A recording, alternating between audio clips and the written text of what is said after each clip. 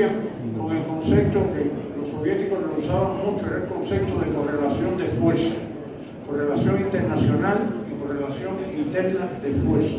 Eso resume de alguna manera todos los procesos lamentables de divisiones de las fuerzas políticas revolucionarias y progresistas en algunos de nuestros países.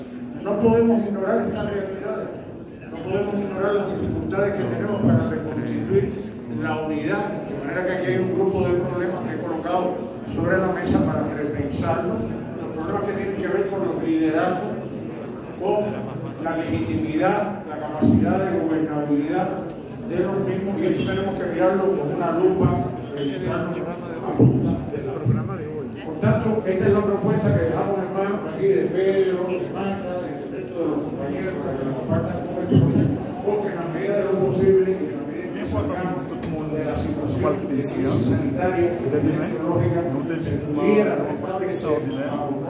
C'est participer avec présence d'invités. Présence nous, ici, c'est pour notre travail.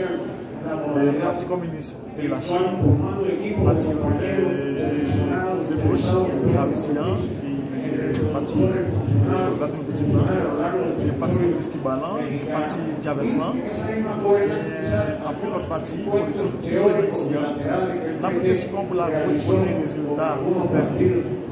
Nous avons un problème social. Il faut qu'on ait une alternative.